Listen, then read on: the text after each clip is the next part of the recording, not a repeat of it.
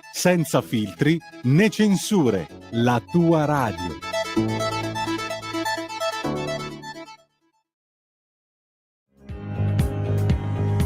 Va ora in onda la rassegna stampa.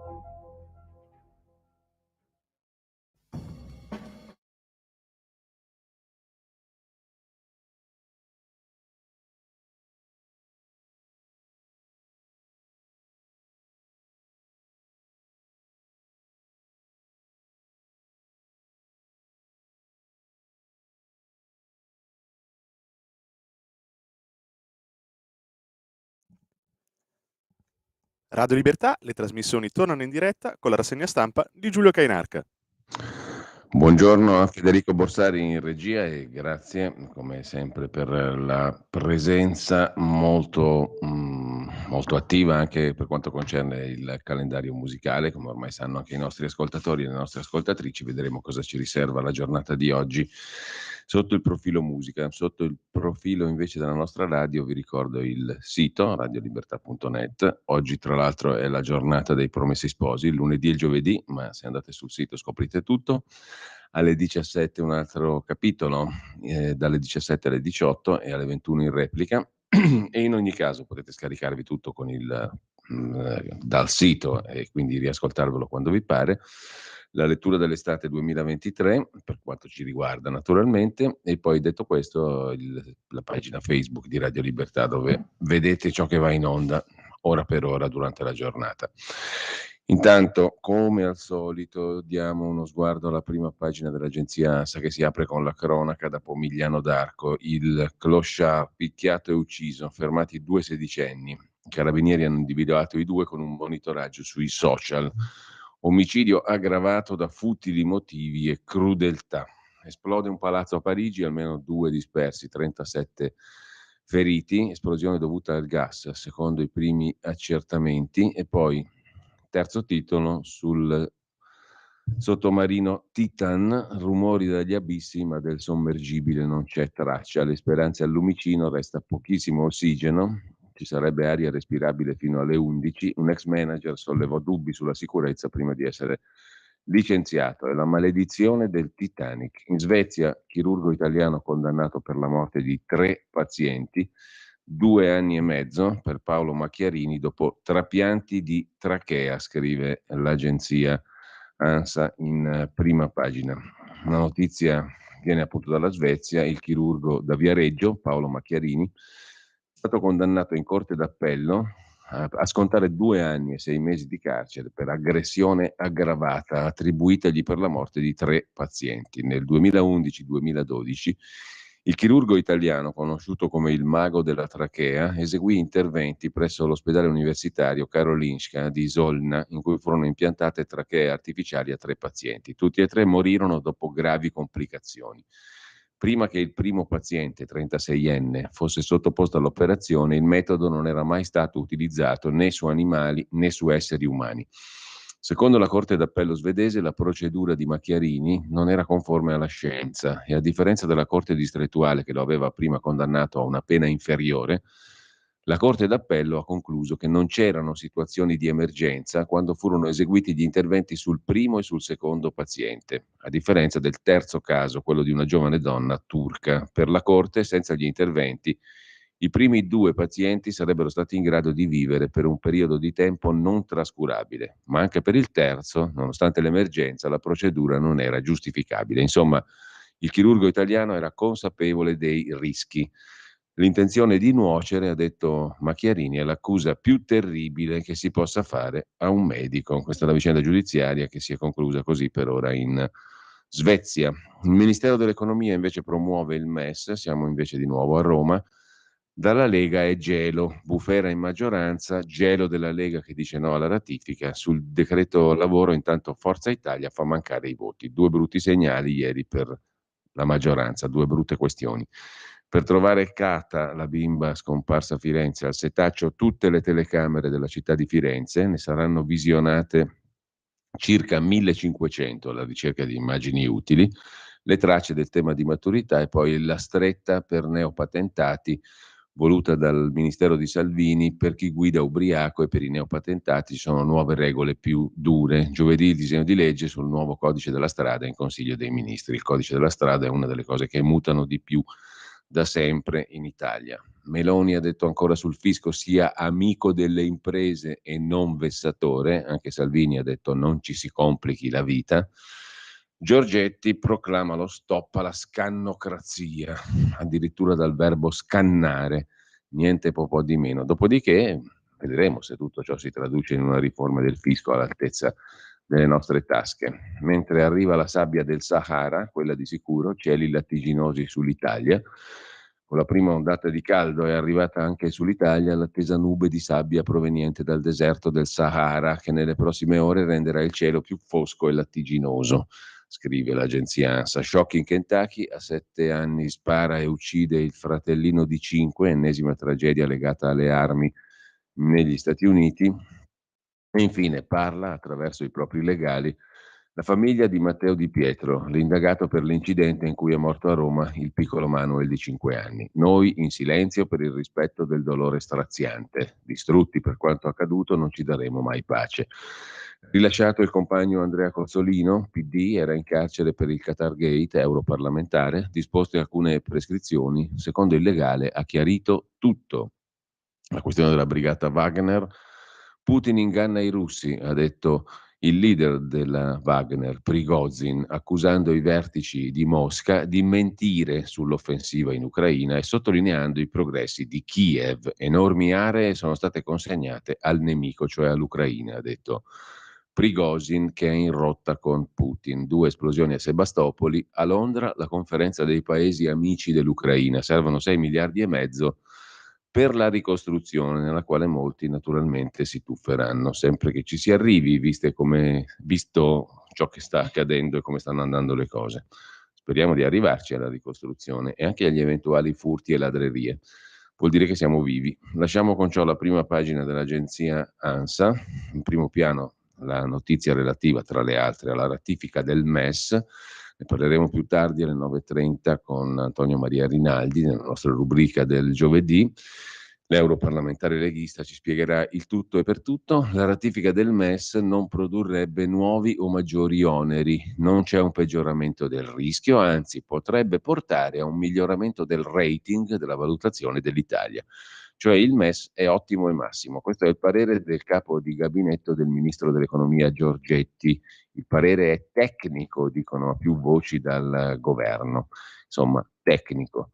Se porta a un miglioramento del rating dell'Italia è anche un giudizio politico. Ad ogni modo sono però decisamente politici gli effetti della lettera messa agli atti in mattinata in Commissione Esteri alla Camera. Considerazioni che mettono alla prova il muro fin qui opposto da Giorgia Meloni alla ratifica del meccanismo europeo di stabilità, il MES, il Fondo Salva Stati, generando tensione nel centrodestra.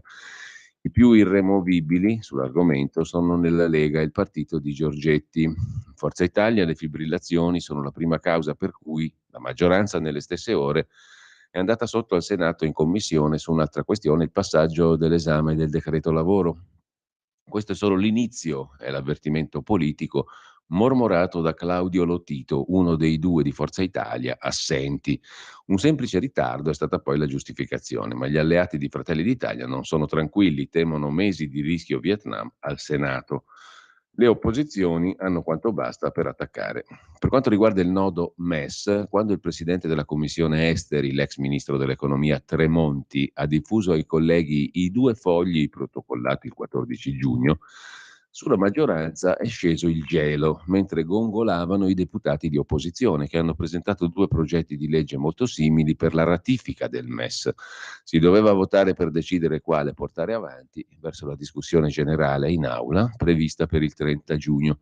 La commissione si è aggiornata, maggioranza e Palazzo Chigi si sono presi 24 ore di riflessione. Fra i capigruppo di maggioranza si cerca una strategia per affrontare la prossima seduta. Gelido silenzio della Lega fino a sera.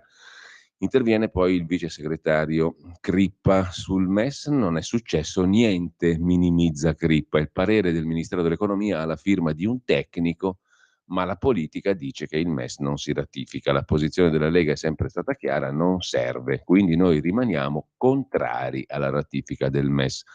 ma più di un ministro la pensa diversamente, incluso il ministro Giorgetti, che dall'Eurogruppo riceve costanti sollecitazioni per approvarlo questo benedetto MES. Meloni era a conoscenza della mossa, assicurano nel governo. Su simili questioni gli uffici si allineano. Non si rinvengono nell'accordo modifiche tali da far presumere un peggioramento del rischio legato alla suddetta istituzione, dice il capo di gabinetto di Giorgetti, facendo un raffronto fra il nuovo MES e quello firmato dal governo Conte nel 21 e il primo di 10 anni prima. Inoltre, rispetto alle prospettive di altri Stati membri azionisti del MES, l'attivazione rappresenterebbe una fonte di remunerazione del capitale versato e un miglioramento delle condizioni di finanziamento sui mercati. Infine è possibile, nota il capo di gabinetto di Giorgetti, che la riforma del MES, percepita come rafforzamento della coesione europea, porti a una miglior valutazione del merito di credito degli Stati membri aderenti, con un effetto più pronunciato per quelli che hanno più debito come l'Italia. Insomma, secondo il capo di gabinetto di Giorgetti, l'approvazione del MES sarebbe il non plus ultra per l'Italia. Intanto, altro tema del giorno, la stretta per i neopatentati e per chi guida ubriaco, le nuove regole targate Salvini, addio alla patente per recidivi drogati o ubriachi, mentre i neopatentati non potranno guidare auto di grossa cilindrata per i primi 3 anni, al momento il limite è 1 anno solo. Sono alcuni dei punti della bozza del disegno di legge sul nuovo codice della strada che arriva domani in Consiglio dei Ministri. Ha commentato Salvini: nel codice della strada abbiamo messo l'educazione stradale, la prevenzione, i controlli e poi sanzioni pesanti per chi sbaglia, arrivando alla revoca a vita per la patente per i recidivi che uccidono, ormai capita troppo spesso, guidando drogati o ubriachi. E dopo il recente caso di Roma, il disegno di legge fissa a 3 anni dopo la patente la possibilità di guidare autovetture molto potenti. Tra le misure sulla tolleranza zero anche la sospensione della patente per chi viene fermato dopo aver assunto droghe, per chi è sorpreso alla guida col cellulare, contromano e per tutti i comportamenti che generano statisticamente alta incidentalità. Se si prende poi una supermulta per eccesso di velocità o altre infrazioni che comportano decurtazione di punti, la patente viene sospesa se si hanno già meno di 20 punti. Divieto assoluto di bere alcol prima di mettersi alla guida, obbligo dell'alcolock per ubriachi recidivi. Il testo prevede più garanzie per i ciclisti, sarà obbligato a tenere una distanza di 1,5 metri quando si sorpassa una bicicletta e nel nuovo codice della strada entrano norme anche per monopattini, obbligo di targa, assicurazione e casco.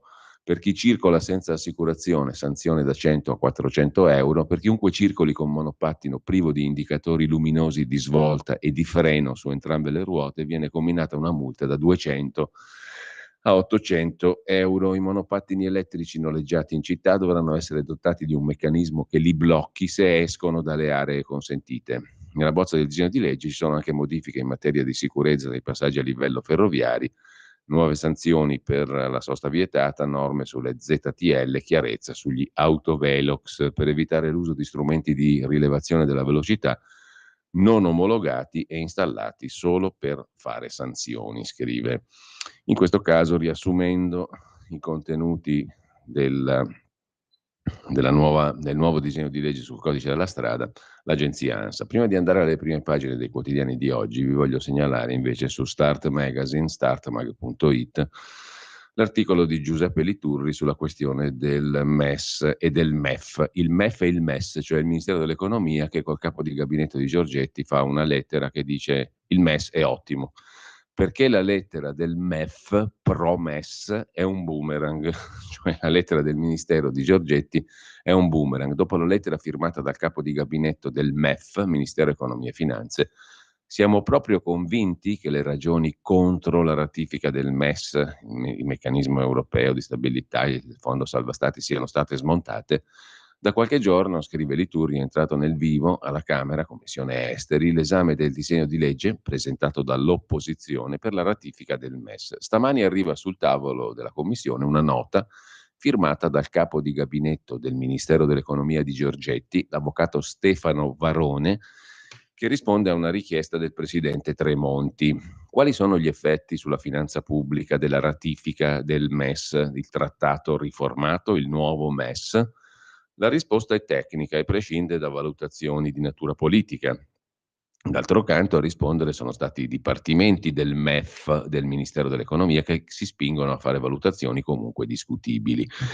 Qualcuno gli ha attribuito il ruolo di pistola fumante per smontare tutte le ragioni che finora erano contro la ratifica del MES. Ma non è così, per la semplice ragione, scrive Liturdi, che la domanda non era quella e la risposta parla di tutt'altro, conducendo a conclusioni esattamente opposte. Merita entrare nei dettagli per avere un'idea degli effetti che provoca la lettura di documenti eseguita con le lenti distorte dal pregiudizio. Sugli effetti diretti nulla da dire. La ratifica non muove un centesimo nei saldi di finanza pubblica, anche perché ormai li ha generati nel 2012, quando abbiamo versato 14 miliardi per il MES. E non si può dire che la ratifica da sola comporterebbe l'esborso di altri 110 miliardi di capitale del MES a carico dell'Italia da versare a prima richiesta entro 7 giorni. Sugli effetti indiretti, dal Ministero dell'Economia mettono le mani avanti, premettendo che appaiono di difficile valutazione. E già questo dovrebbe indurre a leggere con prudenza quanto segue. Poi, prima di fare il giro di campo avvolti nella bandiera del MES. Giustamente al Ministero si chiedono se la riforma aumenterebbe la rischiosità del MES, cioè il rischio di versare gli altri 110 miliardi, e concludono che non si trovano nell'accordo modifiche tali da far presumere un peggioramento di questo rischio. Anzi, il rating del MES resta ai massimi. Ci mancherebbe, aggiungiamo noi, il rating è massimo perché con la riforma, nella prospettiva del creditore, si rendono più gravose le condizioni a carico dei debitori, come l'accesso quasi impossibile alla linea di credito. E questo è un argomento contro la ratifica, non a favore. Basta leggere. Ma al Ministero dell'Economia avevano ansia di scrivere qualcosa di meno banale. Si sono avventurati nelle congetture. Recita infatti la lettera che sulla base di riscontri avuti da analisti e operatori di mercato è possibile che la riforma del MES porti a una miglior valutazione del merito di credito degli Stati membri aderenti, con effetto più pronunciato per quelli a elevato debito come l'Italia. E qui, gentile avvocato Varrone, scrive Giuseppe Liturri, non ci siamo. Tremonti non le ha chiesto cosa ne pensano analisti e operatori di mercato, le ha chiesto cosa ne pensano i suoi tecnici in merito alla finanza pubblica, nulla di più. Le telefonate ai mercati Tremonti le può fare da solo e probabilmente a livelli più alti rispetto ai tecnici del Ministero dell'Economia. L'ultimo argomento invece è contro la ratifica, a ben leggerlo, e non a favore. Infatti i tecnici ammettono che il costo dell'attivazione del MES è un'incognita inestricabile. Non si sa quanto costano i prestiti fatti dal MES. Dipende da quanto paga il MES per finanziarsi sui mercati e da come si muove nella raccolta. Poi dal ricarico che ci metterà per coprire i costi operativi, un margine adeguato di guadagno, lo strumento scelto dallo Stato membro per finanziarsi. Insomma, per capire sostanzialmente quanto costa attivare il MES, si fa prima a lanciare i dadi. Poi bisogna fare il confronto col costo di indebitamento prima di accedere al prestito, perché obiettivamente il MES avrebbe un impatto positivo solo qualora i costi di finanziamento sui mercati fossero arrivati alle stelle, tipo Grecia. Qualcuno si può avventurare a calcoli del genere per l'Italia? Nessuno. Infatti i tecnici del MEF lanciano il sasso e poi nascondono la mano. Da quando la Repubblica Italiana è costretta a chiedere prestiti con un costo da determinarsi? Alla fine, conclude Liturri, sapete chi ne beneficerebbe? Gli Stati membri azionisti del MES, che grazie ai tassi che il paese debitore pagherebbe riceverebbero una remunerazione migliore del capitale versato. La conferma che è uno strumento che conviene ai creditori e non ai debitori. Quindi le ragioni contro la ratifica del MES sono tutt'altro che smontate dopo la lettera del Ministero dell'Economia. Mentre a proposito di Europa c'è un altro giudice a Bruxelles, lo scrive Mario Lavia su l'inchiesta.it, il mistero buffo del Qatar Gate è un processo che rischia di diventare farsa. Ci sono molti aspetti, scrive Lavia, che non tornano in 7 mesi di indagini Qatar Gate sulle attività di alcuni eurodeputati.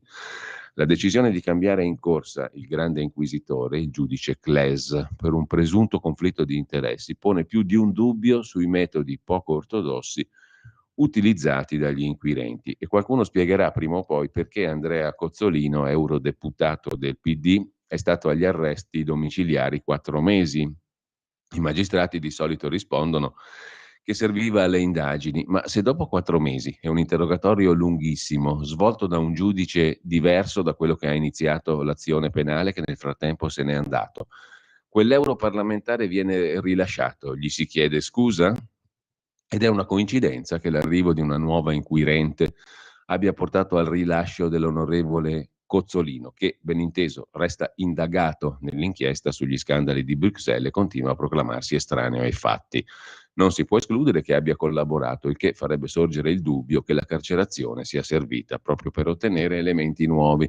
Vedremo cosa succederà, ma già adesso ce n'è abbastanza, scrive Lavia sull'inchiesta, per dire che almeno fin qui è stato causato un danno enorme a lui e al suo partito, che lo ha sospeso, diversamente da quello che ha disposto il gruppo del socialismo europeo, che lo ha espulso. È l'ultima puntata di una vicenda che rischia di diventare farsesca, con una giustizia da cui ora trapelano elementi che potrebbero sollevare domande sul funzionamento oggettivo dell'indagine. A proposito di indagini, sul giornale Felice Manti e Edoardo Montolli si occupano del pubblico ministero anti-Renzi che è finito nei guai. La storia è quella del mostro di Firenze, niente meno. A 38 anni, scrivono Manti e Montolli, dall'ultimo duplice delitto, la vicenda del mostro di Firenze continua a far discutere e si apre un contenzioso giudiziario tra la Procura di Firenze e gli avvocati delle vittime. L'avvocato Antonio Mazzeo assiste 2 di loro, Rosanna Denuccio, sorella di Carmela, assassinata il 6 giugno dell'81 insieme a Giovanni Foggi, e Irene Kraveichvili, sorella di Jean-Michel Kraveichvili, ucciso agli scopetti con Nadim Moriot l'8 settembre dell'85. Il legale, l'avvocato Mazzeo, ha appena depositato, assieme al suo sostituto Alessio Tranfa, una richiesta di ispezione al ministro della giustizia Nordio e al procuratore generale di Cassazione. Perché? Perché nonostante 2 provvedimenti dei GIP, Fantechi e Romeo, abbiano autorizzato da 11 mesi l'estrazione di copia degli atti mai finiti a dibattimento dei procedimenti sui 2 delitti, e a 7 mesi e mezzo dal successivo via libera dato dalla Procura per 2 atti su 12, nulla di nulla è stato consegnato. L'ufficio di Procura non ha risposto a mail, PEC, telefonate, richieste di ricevimento.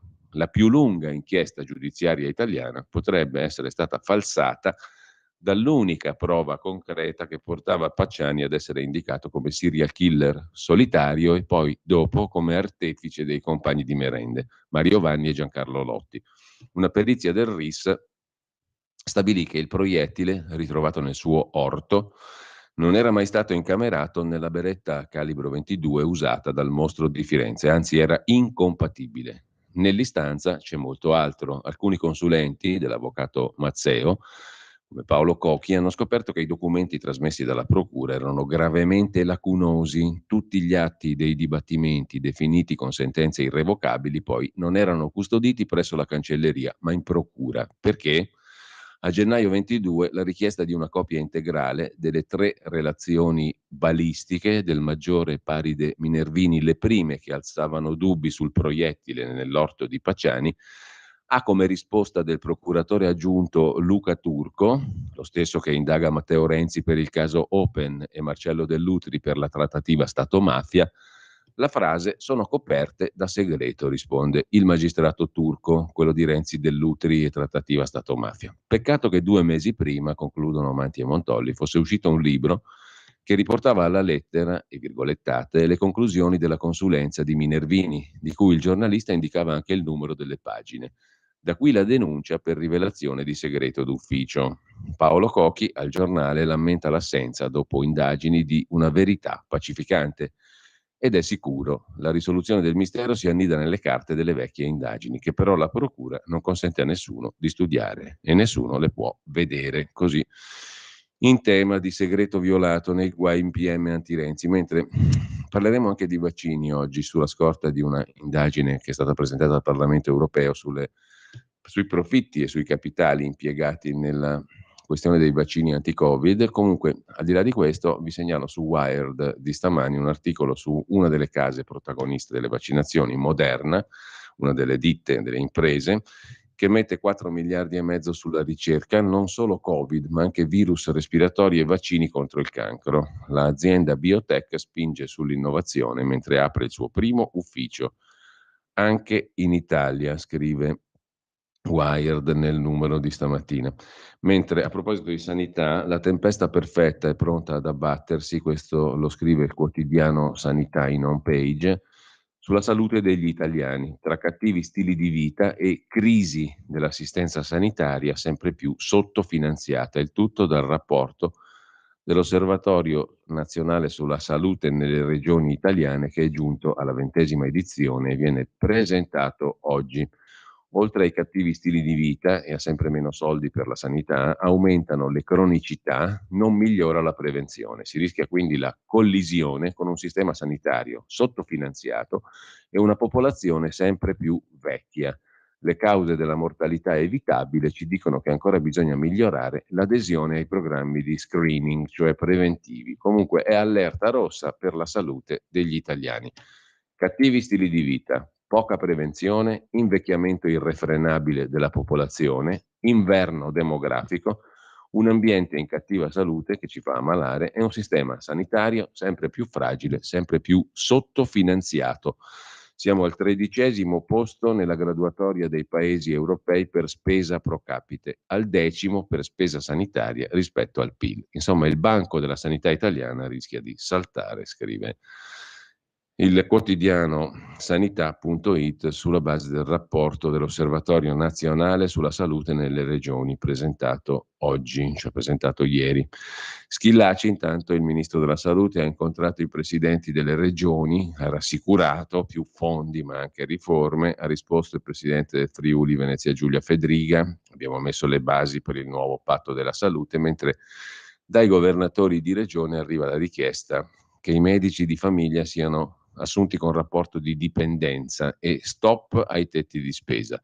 2 ore di riunione, i presidenti di regione sono usciti soddisfatti dal confronto col ministro della salute Schillaci, è andata molto bene, ha detto il presidente della conferenza delle regioni Fedriga, ci riaggiorneremo. Fedriga ha parlato di unità di intenti tra le regioni, pieno accordo col ministro Schillaci. Soddisfatto anche il ministro, che ha detto che accanto alla necessità di avere più fondi c'è quella di usarli bene. Per questo la sanità va completamente ridisegnata perché oggi il sistema è un po' ingolfato, ha detto il ministro Schillaci.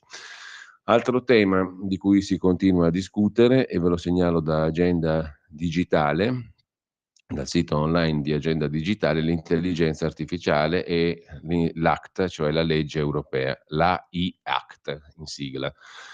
Il commento di Rocco Panetta, avvocato dello studio legale Panetta, appunto, e esperto di questioni relative all'intelligenza artificiale. Il commento di Rocco Panetta in home page su Agenda Digitale: con l'approvazione dell'AI Act da parte del Parlamento europeo, l'Unione Europea ha battuto un primo colpo che si è sentito forte e chiaro negli Stati membri e oltreoceano. Basterà a ridare fiducia in questa straordinaria tecnologia al servizio dell'uomo? Punto di domanda. Poi torneremo sopra su questo AI Act europeo. Nel frattempo, sull'argomento, il prossimo torneo di Wimbledon sarà commentato dall'intelligenza artificiale. Per la prima volta l'intelligenza artificiale sarà usata per commentare un evento sportivo che non a caso è il più antico nella storia del tennis. Chissà cosa ne avrebbero pensato i mitici Rino Tommasi e Clerici, Gianni Clerici. Nel frattempo, curiosità, sul sito di newslinet.it c'è un punto, i dati dell'audience digitale totale aprile 2023, cioè il numero di utenti sostanzialmente del web. Il totale all'aprile 2023 ci dice che crescono gli utenti silver e pre-silver, cioè i vecchietti i vecchietti con i capelli bianchi e quelli che sono pre-capelli bianchi, cioè i cinquantenni e passa. È una generazione in crescita, o meglio, sono in crescita le persone di quell'età lì, dai 50 in su, che si rivolgono a internet, al web, come per TV e radio lineari. Mentre è in corso uno scontro sulle rilevazioni radiofoniche col controverso metodo CATI e tra Rai e Ter, tavolo editori radio. AudiWeb ha invece esposto i dati della Total Digital Audience ad aprile 2023. i quali dati sottolineano la necessità di un rapido cambiamento nel modello di analisi anche impiegato per la radio. Comunque, ad aprile 2023 Audi Web conferma l'aumento progressivo dei navigatori online, in particolare nella fascia pre-Silver, cioè 55-64 anni, e Silver Generation, oltre i 64, in linea con la tendenza di fruizione di TV e radio normali, lineari. In sostanza sono sempre di più gli utenti di radio e TV di fascia adulta che si approvvigionano di contenuti attraverso il web con device connessi. 43,8 milioni di utenti, quasi il 75% della popolazione sopra i 2 anni, ad aprile 2023. Intanto, prima di andare alle prime pagine dei quotidiani, vi segnalo già dalle pagine interne di Italia Oggi il bell'articolo di Domenico Cacopardo sull'Expo. Roma non è all'altezza. Se venisse scelta per l'Expo 2030, dimostrerebbe di non essere in grado di reggere un avvenimento del genere, come timidamente argomentavamo ieri. Nella capitale non c'è un'equipe come quella che ci fu ai tempi di Rutelli e che conosce benissimo Cacopardo per averci lavorato. Finalmente l'incontro Meloni-Macron si è realizzato.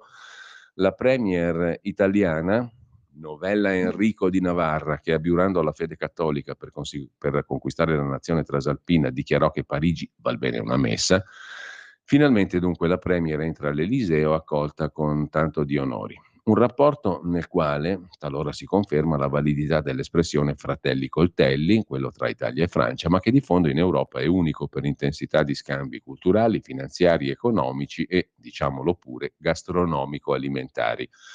Basti pensare a Parmalat, prima azienda italiana di settore, di proprietà francese dopo una brutta avventura e una regia palese della Cassa di risparmio di Parma, branca del Crédit Agricole francese.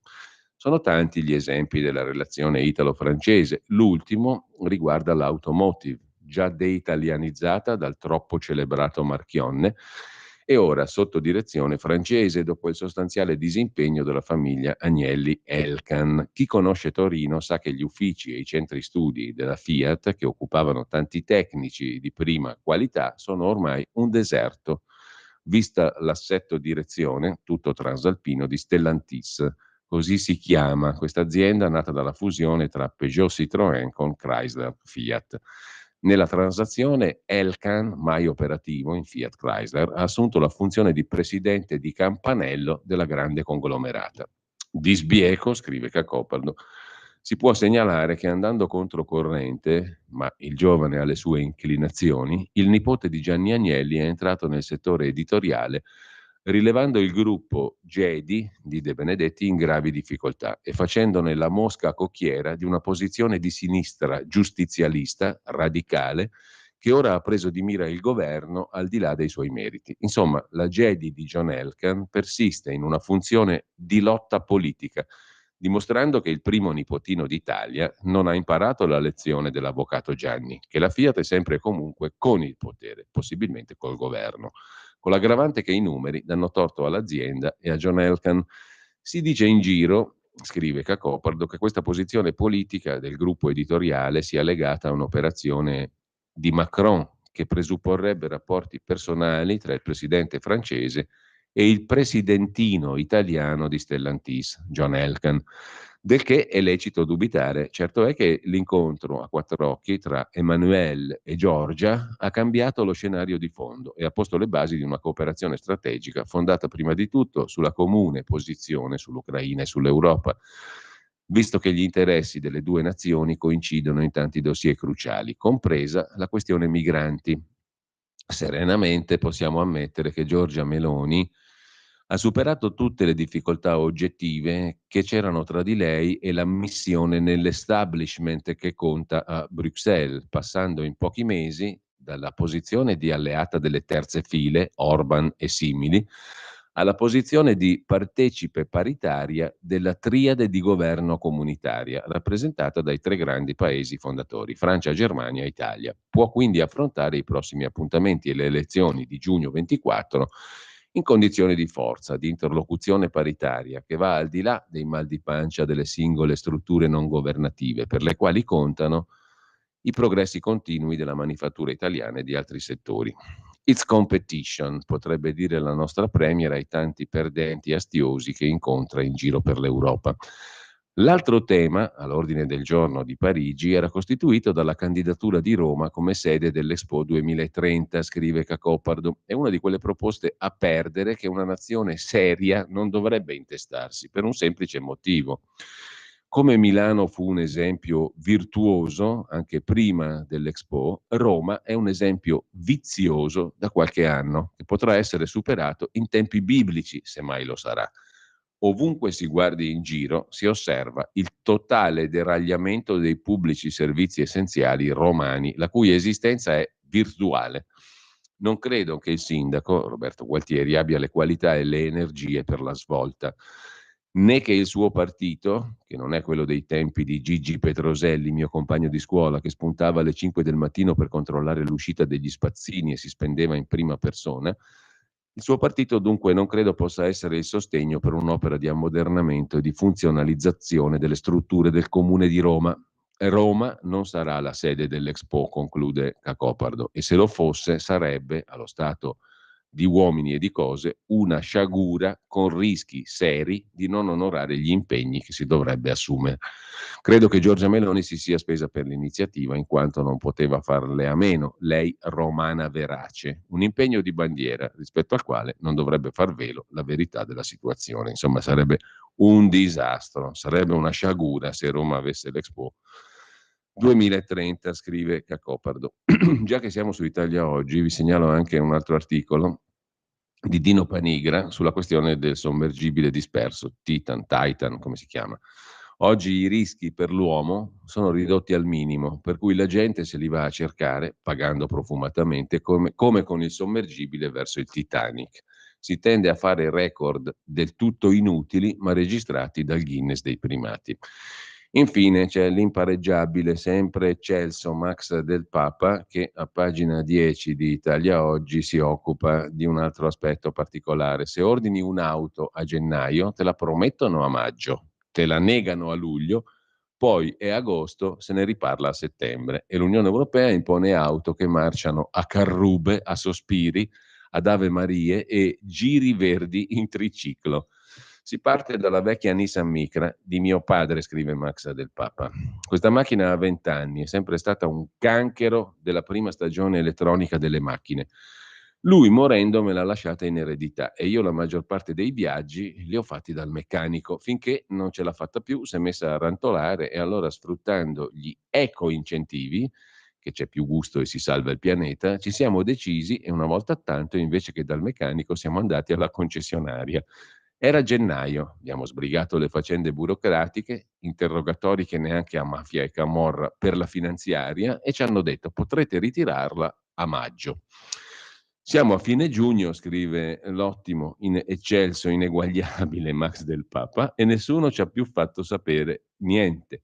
Così mia moglie ha telefonato alla concessionaria che ci ha rimbalzato alla finanziaria, che ci ha rimbalzato alla concessionaria, dove uno, un po' imbarazzato, ha ammesso siamo in forte ritardo, speriamo luglio, ma non contateci. Il forte ritardo poi, non essendo precisato, si può interpretare a piacere.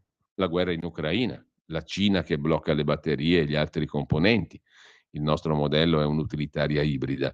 I cambiamenti climatici, poi ci sono le destre più fasciste di tutti i tempi, come dicono Chiara Valerio, Elly Schlein e i Maneskin, o magari è la crisi delle democrazie occidentali, vai un po' a capire.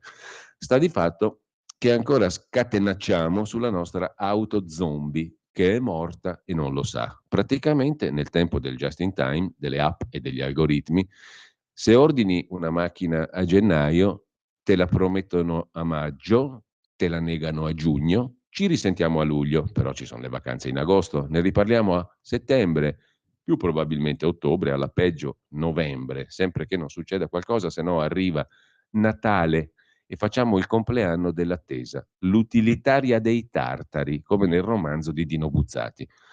Ripenso ancora a mio padre, scrive Max del Papa, era un piccolo uomo del secolo passato e come tale un esagitato. In mano a lui un'automobile durava meno di un calendario, 200.000 chilometri all'anno, su e giù per Milano, su e giù per l'Italia, E lui era quello che si accendeva una sigaretta nuova col mozzicone della vecchia e lo buttava per terra fra i pedali. Gente così di un tempo così, felice di ammazzarsi di lavoro, di corse, di auto da cambiare come il guardaroba. Gli anni 70 furono così e tra il piombo e le rivendicazioni salariali erano di certo un periodo più felice. Si comprava a più non posso, ci si indebitava sapendo che il lavoro non mancava. Il piccolo borghese, che era il mio vecchio, poteva fare più o meno ogni inizio luglio il suo sbarco trionfale con la nuova Fiat alla pensione Marocco di Miramare, dove lasciava la famiglia in vacanza. Le sue di ferie erano a Milano in splendida solitudine. Mica solo lui, allora usava così. E l'automotive, come non lo chiamavamo ancora, tirava, ammazza se tirava. Altro che le stitiche liturgie di oggi. Posso garantire che andavo con mio padre alla concessionaria e uscivamo col carro inedito, quel profumo di auto nuova che secondo gli psicologi raggiunge un 8 nella scala della felicità. Al massimo una settimana, ma di solito meno se proprio non era lì in vetrina il modello. 50 anni dopo siamo passati dal chiavi in mano a in mano la fava, aspetta e spara. Di questo dovrebbe preoccuparsi l'Unione Europea, conclude Del Papa, non di mettere fuori legge l'automobile, non di sostituirla con la non auto che marcia a carrube, a sospiri, ad ave Marie, che impone gli spostamenti verdi in triciclo, in monopattino, in dirigibile, in bilocazione, verdi di bile. E intanto aspetta primavera, Bandini, e aspetta pure le altre stagioni che la macchinetta ibrida digitale con lo schermo che si guida da sola, che non inquina, che ha la batteria elettrica per sostenere il motore pulito come nella canzone di Lucio Dalla, è una meraviglia da sospirare, ma esattamente come certe signore che fanno le preziose, non te la danno mai. Così Max Del Papa sull'auto a gennaio, promessa a maggio, negata a luglio, poi a agosto ne riparliamo a Natale. A pagina 10 di Italia Oggi di stamani. Andiamo finalmente adesso alle prime pagine dei giornali. Avvenire, iniziamo sempre da lì, apre con più evasori, meno cure. La Guardia di Finanza ha scovato 9.000 elusori, 5 miliardi sottratti al fisco. Ma Meloni insiste non sia vessatorio. Il senso politico del quotidiano dei vescovi è tutto nel ma, in questa splendida avversativa. Come a dire, siamo un paese di evasori e questa scema qua pensa di dire che il sistema fiscale non deve essere vessatorio. Intanto la sanità pubblica è in sofferenza, la spesa dello Stato è insufficiente, si ampliano i divari regionali e sociali. Il rapporto Osserva Salute, del quale abbiamo parlato prima. Il ministro della giustizia Nordio si difende dall'accusa di aver legittimato chi non paga le tasse, parla di norme troppo complicate. I miei pensieri sono stati alterati, ha detto il ministro Nordio. Intanto c'è l'evasione. Nel frattempo, sempre dalla prima pagina di Avvenire, l'altro titolo a centropagina, WhatsApp batte Moravia e Piero Angela tra i temi della maturità. L'elogio dell'attesa ha colpito la maggioranza dei maturandi che ieri hanno cominciato la maturità con la prova di italiano. 3 candidati su 4 sono stati spiazzati dalle tracce. Polemica per la scelta della lettera aperta all'ex ministro dell'istruzione Patrizio Bianchi, che ha fatto arrabbiare il diretto interessato. Cose veramente importanti. Mentre da Avvenire passiamo al Corriere della Sera. Vediamo il titolo principale a centropagina sulle parole di Nordio sulla riforma Vado Avanti. È un'intervista che compare poi nelle pagine interne, la vedremo, al ministro di giustizia. No a scontri con i magistrati, ma interverremo anche sull'avviso di garanzia. E poi c'è il capitolo del MES, di cui si è detto prima, nuove tensioni nel governo. Altro capitolo critico sul decreto lavoro, scivolone della maggioranza che va sotto, come si suol dire. Ma l'altro titolo in taglio alto ha a che fare con un'altra intervista a Ursula von der Leyen, la quale assicura il futuro dell'Ucraina è nell'Unione Europea e la ricostruzione è giusto che la paghi la Russia, dice la Presidente della Commissione Europea in questa lunga intervista da Londra di Luigi Ippolito per la pagina 2 e 3 del Corriere della Sera. La presenza di Ursula von der Leyen ha dato spessore alla conferenza sulla ricostruzione dell'Ucraina a Londra fra ieri e oggi.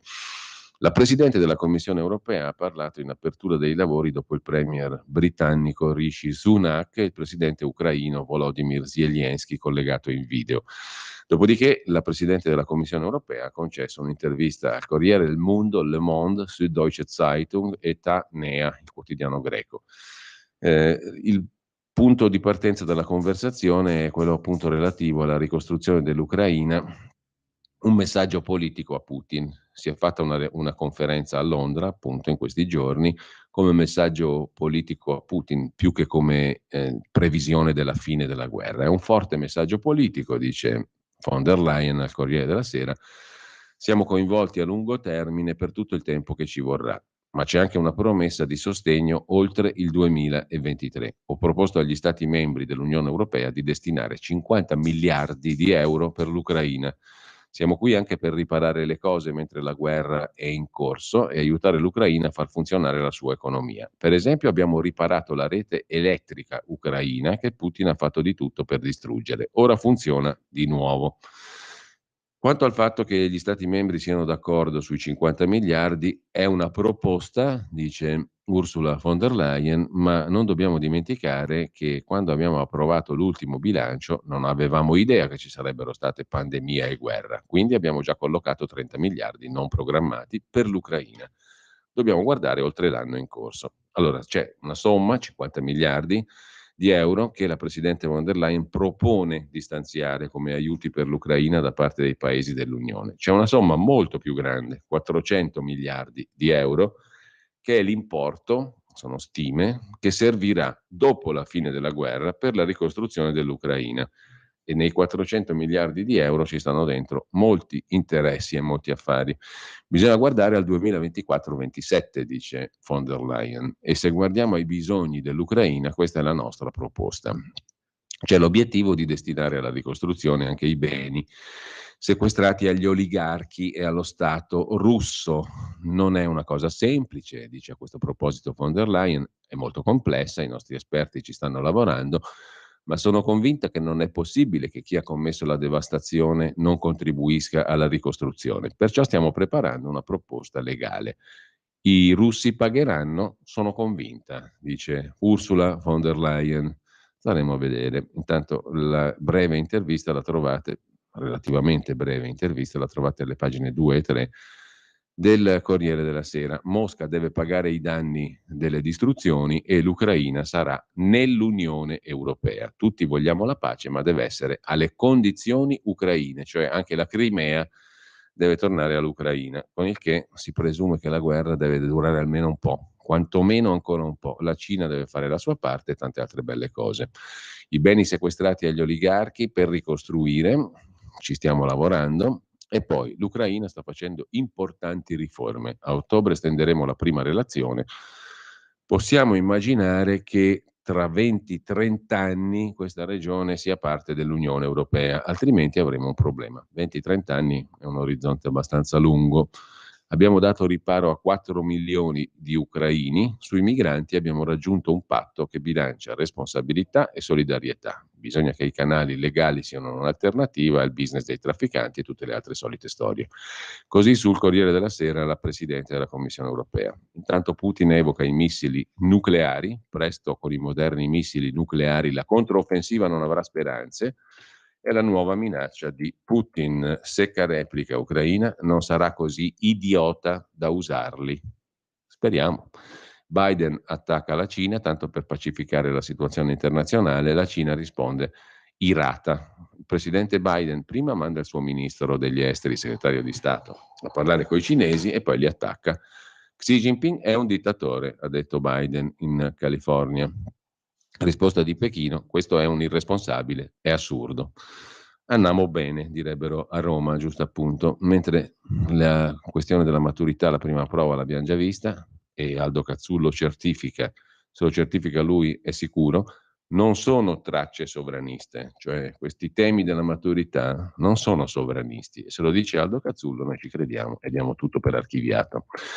Dopodiché abbiamo le nuove regole targate Salvini per la circolazione stradale, l'ennesimo modifica del codice della strada, omicidio stradale, via la patente a vita. Sospensione per chi ha assunto droghe, per chi guida col cellulare o contromano, divieto assoluto di bere alcol prima di mettersi alla guida, obbligo di alcol lock per gli ubriachi recidivi, 3 anni per guidare auto potenti invece di uno solo, da parte dei neopatentati. Sono in sintesi alcune delle proposte che il Consiglio dei Ministri esamina oggi. Il Fatto Quotidiano apre con la solita roba di Berlusconi, l'ultimo appello di B, cioè Berlusconi, il quale però in questo caso piace abbastanza anche al Fatto perché era pro-Russia e anti-Ucraina. Sì alla missione del Papa, l'Ucraina non può vincere. Il leader di Forza Italia stava preparando l'ultimo appello sulla questione russo-ucraina, ma non ha potuto lanciarlo perché nel frattempo è morto. Ecco i suoi appunti, scritti nelle ultime ore per invitare Zelensky a fermare l'offensiva. Invece il ministro Crosetto intanto butta 5 miliardi per i nuovi Leopard. E questa cosa dell'appello di Berlusconi sull'Ucraina la trovate nelle pagine interne del Fatto Quotidiano, dove si dà conto di questo testo che Berlusconi stava preparando, gli appunti di Silvio sulla pace. Zelensky faccia tacere le armi. Stava scrivendo Berlusconi quando è morto, prima di morire. L'appello che Berlusconi non è riuscito a fare. Sostegno alla missione vaticana, convinzione che l'Ucraina non può vincere.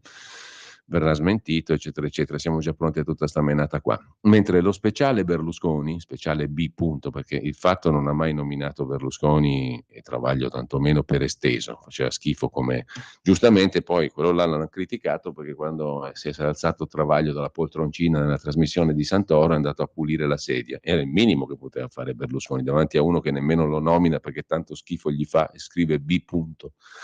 Lo speciale B punto di domenica è andato a ruba, quindi amici e amiche, da domani torna con il Fatto Quotidiano lo speciale B punto, aggiornato e arricchito delle migliori prime pagine che abbiamo dedicato a questo infame in 14 anni.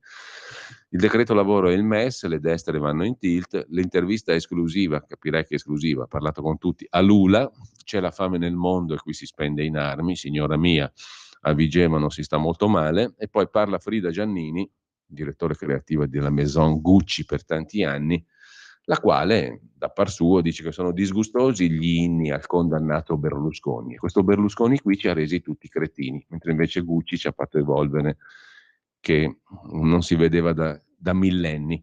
Nel 2011, ci ricorda il Fatto in prima pagina, il generale Figliuolo pagò mascherine a 1,9 euro a pezzo, le spese pazze Covid.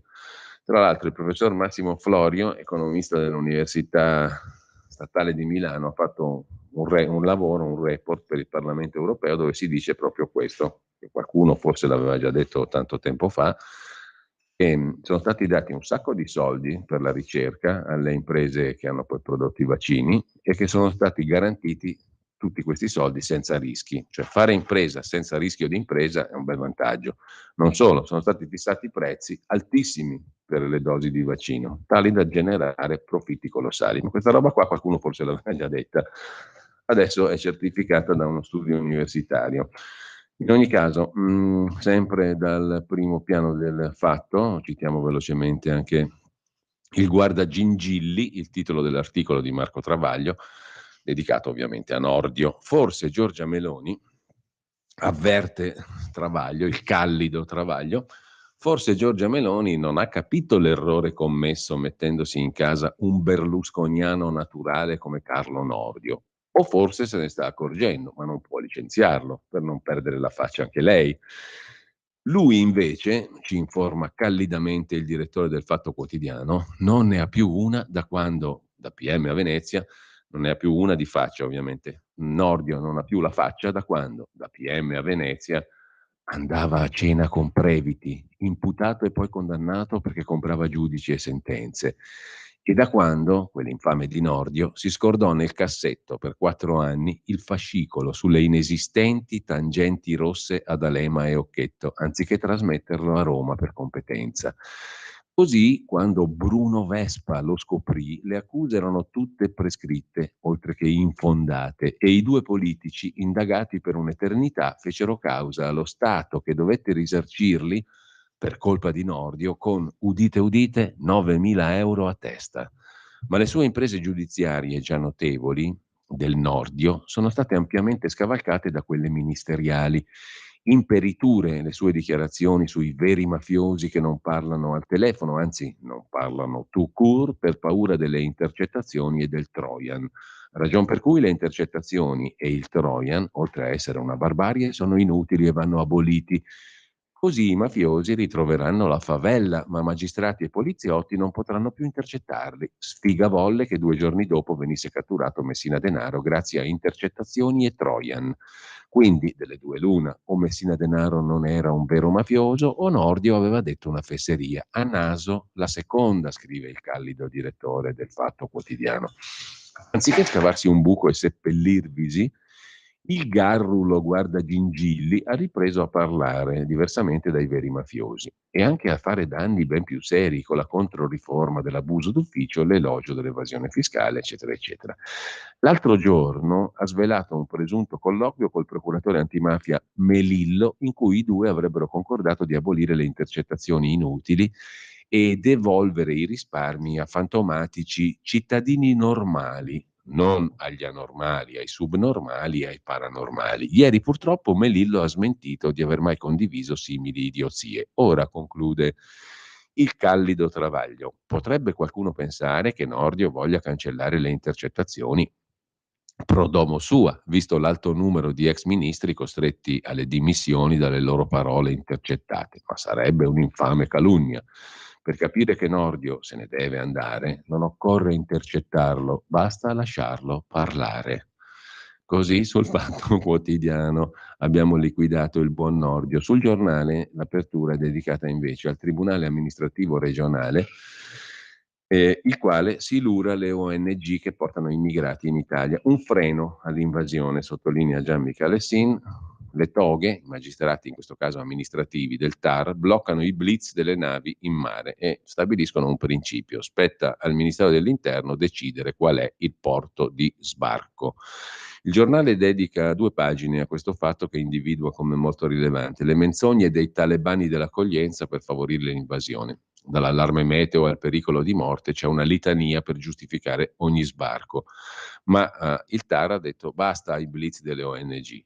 È l'autorità politica, o meglio l'autorità istituzionale, il Ministero dell'Interno e il Viminale, a dover stabilire il porto di sbarco. I giudici hanno respinto il ricorso di Medici Senza Frontiere e hanno fatto a pezzi le loro tesi. Il dovere di garantire un attracco spettava in quel caso a Libia e Norvegia, nel caso sollevato da MSF, Medici Senza Frontiere. Dopodiché abbiamo la diplomazia di Giorgia Meloni in primo piano, da Macron a Lula nel nome dell'Expo. E a proposito di Expo, l'Expo 2030 a Riyadh sarebbe un oltraggio, scrive Fausto Biloslavo nell'editoriale del giornale di oggi, e la dimostrazione che la petromonarchia saudita, a colpi di milioni di dollari, convince tutto e tutti. Non amiamo sventolare la bandiera dei diritti umani e della democrazia, valori troppo seri, non sempre digeribili da popoli diversi, ma con Mohammed bin Salman, MBS, di fatto re e primo ministro dell'Arabia Saudita, vale la pena rinfrescare la memoria di chi decidesse di scegliere Riyadh come sede dell'esposizione universale fra 7 anni, a cominciare da Macron che appoggia l'Arabia Saudita. Il concetto di libertà in Arabia Saudita è tagliare a pezzi un giornalista dissidente, Jamal Khashoggi, reo di non essere più in linea con il re.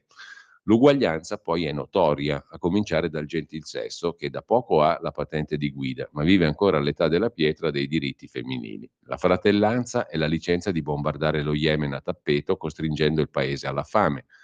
E poi cambiare idea con la spinta interessata di cinesi, altri campioni di libertà e democrazia, che riescono ad avvicinare il diavolo e l'acqua santa, ovvero l'Arabia Saudita e l'Iran, fino a quando non torneranno a scannarsi in una nuova guerra. La comunità internazionale vuole veramente concedere a Riyadh l'Expo, che nacque nell'Ottocento per presentare le innovazioni, la scienza, la cultura, il bello del mondo rivolto al futuro? Speriamo di no, altrimenti ci piegheremo all'andazzo dello sfruttamento di eventi internazionali per mistificare la realtà. Se non va all'Arabia va a Roma, e poi torniamo quindi al commento di Cacopardo che dice: se l'Expo 2030 arriva a Roma sarebbe una sciagura, un disastro totale. Già Roma è alla frutta oggi, figuriamoci con un afflusso turistico come quello dell'Expo e con una serie di problemi organizzativi e infrastrutturali che già oggi sono irrisolti. mentre sul giornale in primo piano c'è anche un articolo dedicato a Piercamillo Davigo, lo stupidario di Davigo, le sentenze tutte inutili, diceva l'ex PM condannato in primo grado l'altro giorno a Brescia. Non c'è solo la celebre frase che non esistono innocenti ma solo colpevoli non ancora scoperti. Il Davigo pensiero si ritrova anche in altre dichiarazioni e ora che l'ex magistrato con il gusto per l'aforisma, l'inflessibilità in persona, è diventato un condannato in primo grado, quelle parole possono essere usate contro di lui. Il giornale porta una silloge, una raccolta, diciamo, dello stupidario, lo chiama così, di Davigo alle pagine 8 e 9. Mentre gli intoppi sul MES e sul decreto lavoro sono subito rientrati, quindi il governo va avanti che è una meraviglia, sottolinea il giornale in prima pagina. E poi c'è una cosa curiosa in Campania, la vediamo dopo, un appalto dato a una ditta nata da soli 22 giorni. Sospetti in Campania. Per Forza Italia invece inizia il nuovo corso post berlusconiano. Dal giornale passiamo velocissimamente al Mattino di Napoli, il quale quotidiano naturalmente mette in primo piano la cronaca nera locale. Ammazzato con crudeltà l'omicidio del clochard Frederick a Pomigliano, fermati due sedicenni riconosciuti in un video. Il clochard ghanese colpito con calci e pugni anche quando era già a terra, agonizzante da questi due sedicenni. E noi ci fermiamo come al solito alle 8:30. Stai ascoltando Radio Libertà. la tua voce libera, senza filtri né censura. La tua radio.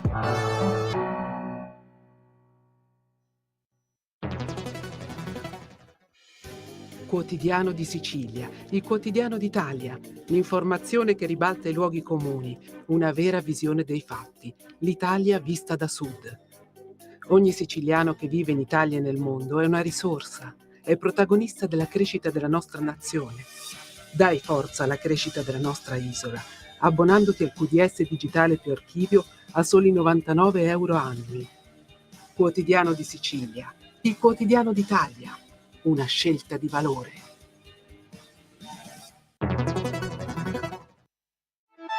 Stai ascoltando Radio Libertà, la tua voce libera, senza filtri né censure, la tua radio.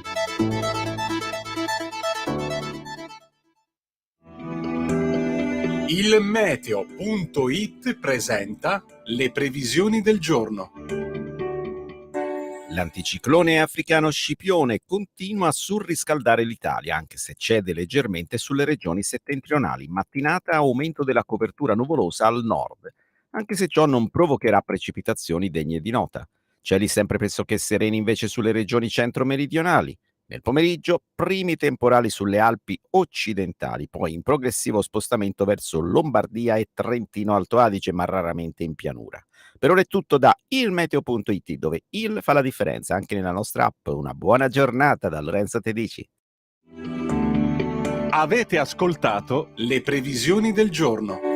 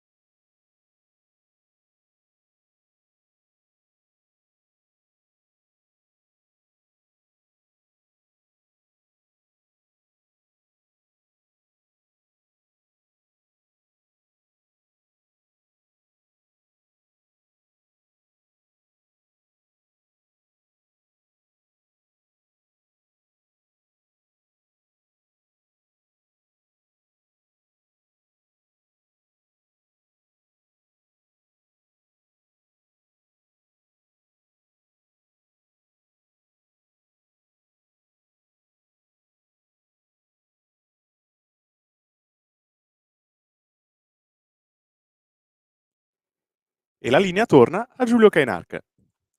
Caro Federico, allora cosa abbiamo ascoltato nel frattempo? Questa era molto particolare. Darius Milhaud, Scaramouche Suite, opera 165 C3 brasileira. Moriva oggi, 22 giugno 1974, a Ginevra. Compositore francese, noto per la sua innovazione musicale, l'uso di ritmi complessi. Infatti c'è stato un pioniere dell'utilizzo del poliritmo. Milo, bellissimo, grande scoperta per molti, per altri no, insomma, comunque grazie a Federico per questo brano musicale. Intanto noi torniamo alle prime pagine dei quotidiani di oggi e diamo un'occhiata al Tempo di Roma, fisco amico delle imprese, la promessa di Giorgia Meloni all'Assemblea dei costruttori, l'ANCE. L'erario non deve considerare tutti gli imprenditori colpevoli. La promessa del governo: con la delega fiscale lo Stato diventerà alleato di chi produce. Il Premier critica il superbonus e sul nuovo codice degli appalti dice ha riportato la fiducia, mentre sottolinea il Tempo a centropagina la notizia che abbiamo visto prima sul giornale.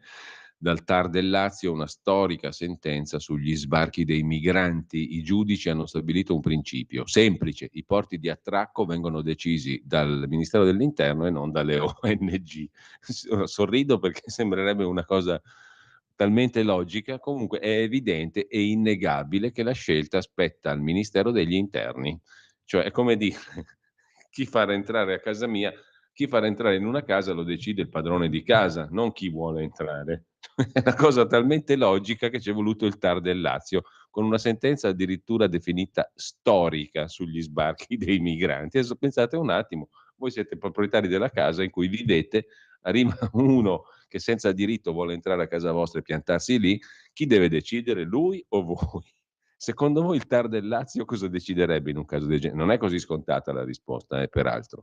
Comunque, le operazioni di soccorso, ha stabilito ancora il TAR del Lazio in questa storica sentenza, vanno inquadrate nel più ampio contesto del fenomeno migratorio via mare. Anche questa è un'osservazione veramente interessante. Mentre lasciamo il Tempo con i 249 anni al servizio degli italiani da parte della Guardia di Finanza, soccorsi, traffici illeciti, il non plus ultra. Meno male che esiste la Guardia di Finanza. E lasciando il Tempo andiamo alla Repubblica.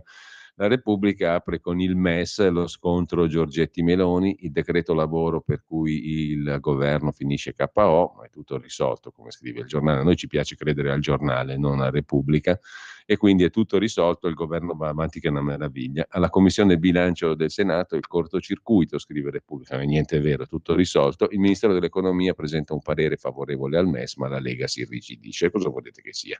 Quisquiglie e pinzillacchere, diceva il principe De Curtis. Melillo sfida Nordio, anche questa è una roba che appassiona in una maniera incredibile.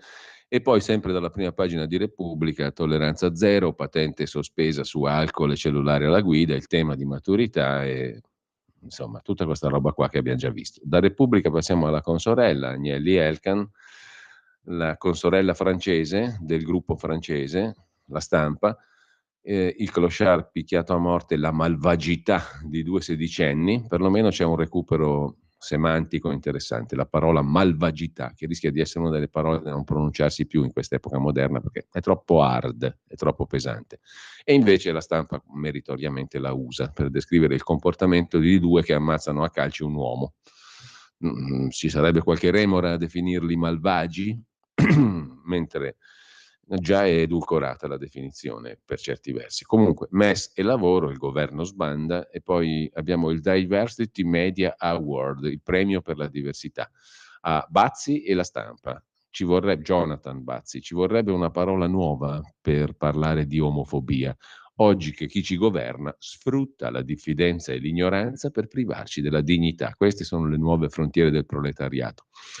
WhatsApp, ragazzi, sulla maturità naturalmente, e poi c'è un buongiorno di Mattia Feltri che comunque vale la pena di leggere, come sempre del resto. Il refuso è il titolo di oggi. All'inizio del millennio, al Foglio, dove allora lavoravo, scrive Feltri, avevamo oltrepassato un centinaio di querele ricevute dal pool di Mani Pulite, poi assolti in blocco, ma mica male come intimidazione. Se i potenti che querelano i giornalisti sono automaticamente dei fascisti, la Procura di Milano doveva essere il Terzo Reich. In una di esse, fra l'altro, Piercamillo Davigo aveva individuato una prova di dileggio in un refuso, un banale refuso. Invece che Piercamillo uscì nell'articolo a mia firma Pircamillo, e lì si consolidò il sospetto che il dottor Sottile si stesse lasciando un po' prendere la mano quanto a sottigliezze.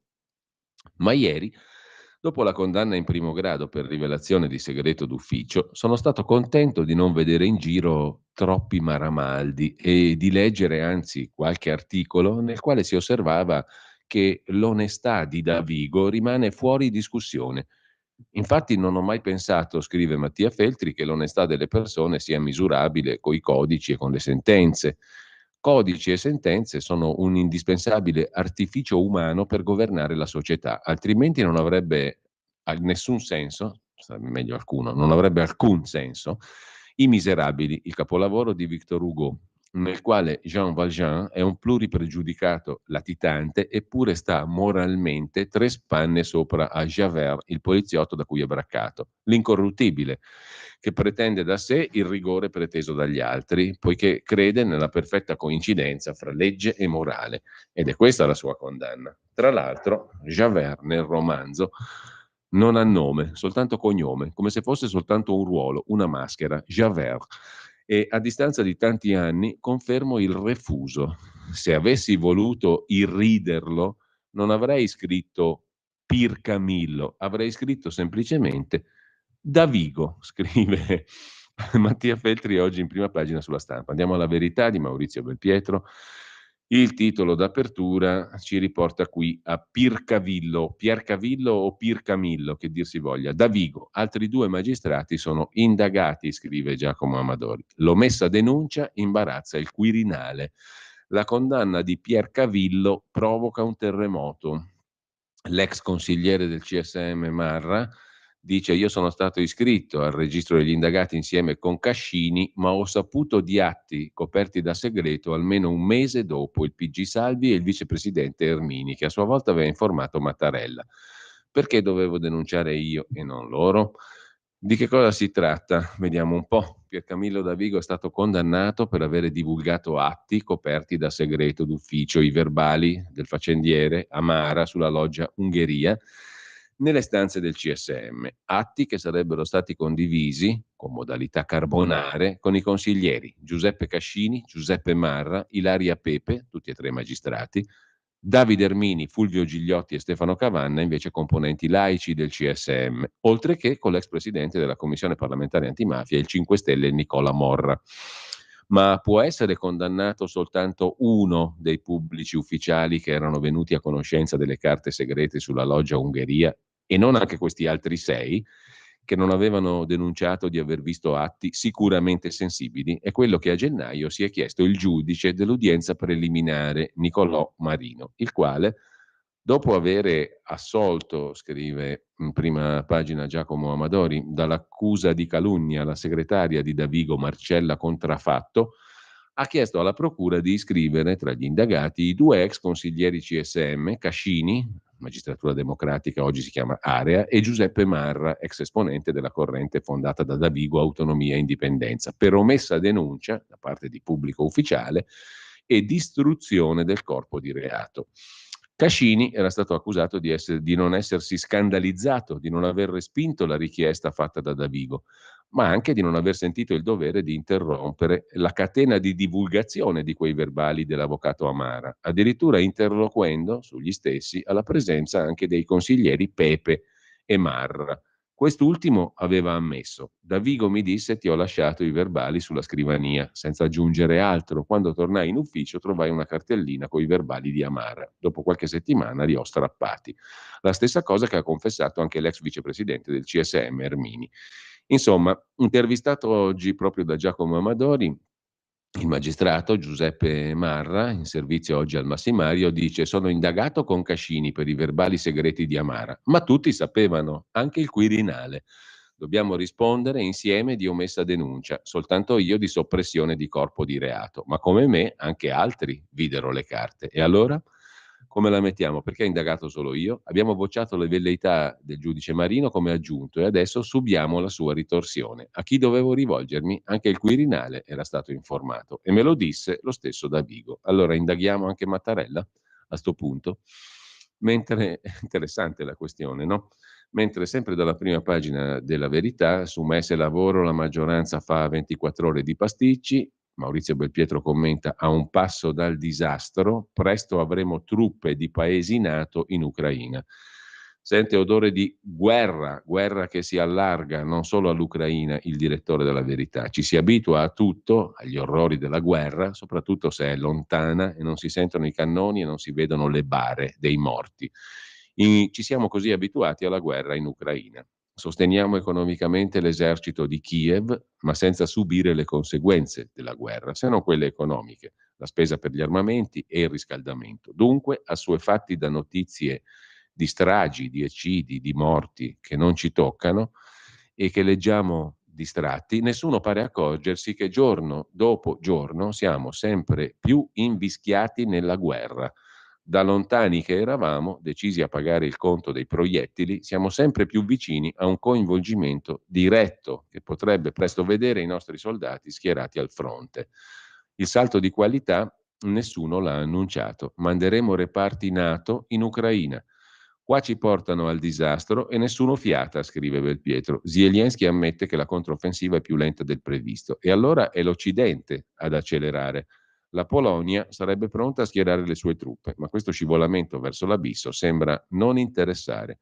Come nel 1914 i governanti paiono vivere gli eventi da sonnambuli. Ogni volta che viene fissato un limite per evitare escalation, poco dopo lo si supera.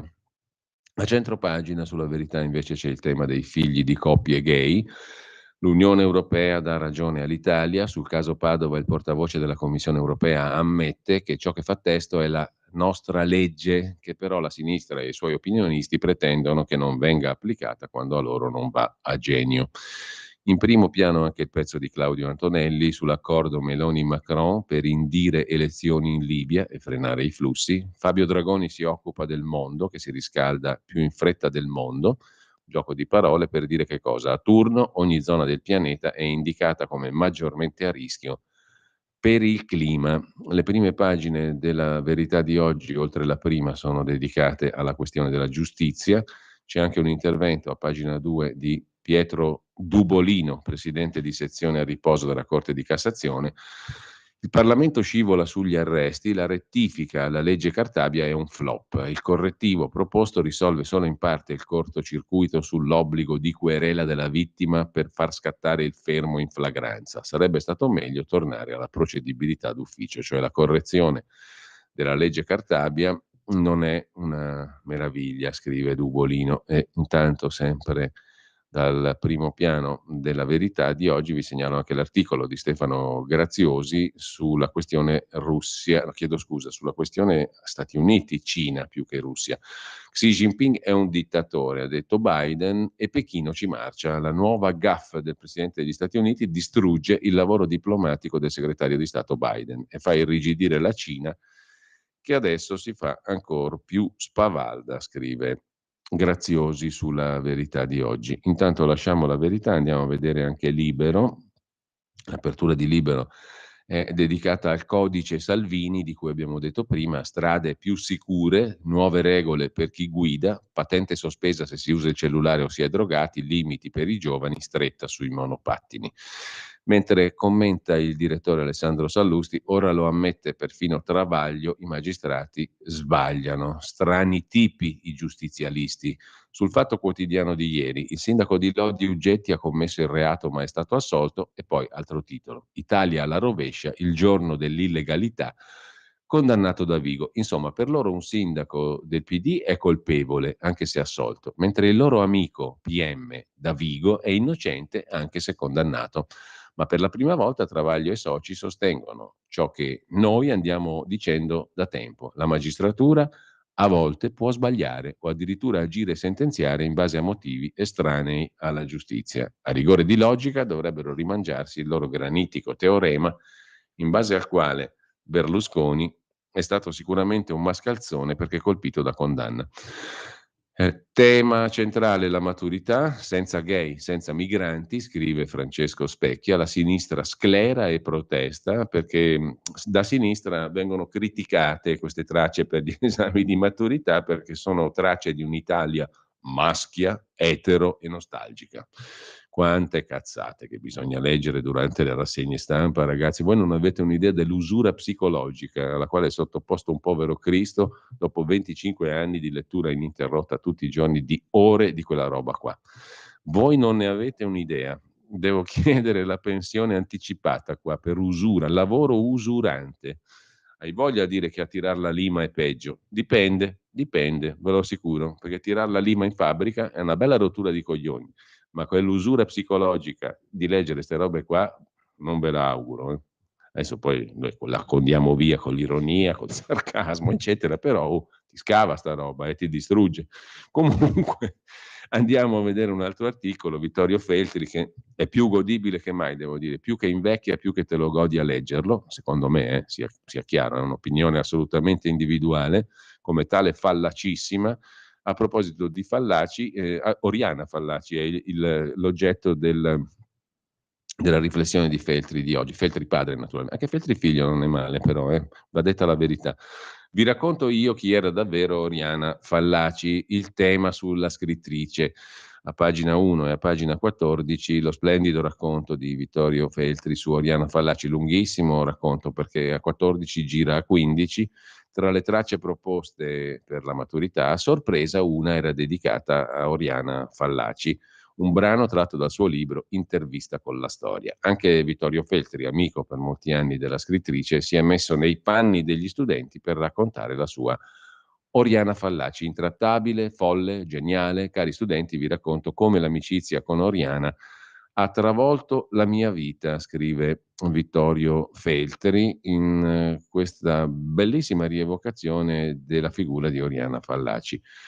Una notte di fumo, fu in una di quelle notti infernali che entrò nella mia vita Oriana Fallaci. Era indaffarata a cambiare un aggettivo, togliere una virgola, fumava come una ciminiera. Si accorse di aver finito le sigarette. Oh, bel giovane, me ne offri una? Le diedi un pacchetto dopo un'ora e mezza, prosciugato. Ne hai altre? Mi chiese. Ne tenni 3 o 4 per me, le diedi tutte le altre. Non sono buone, raspano in gola. Cambierò marca, le risposi io.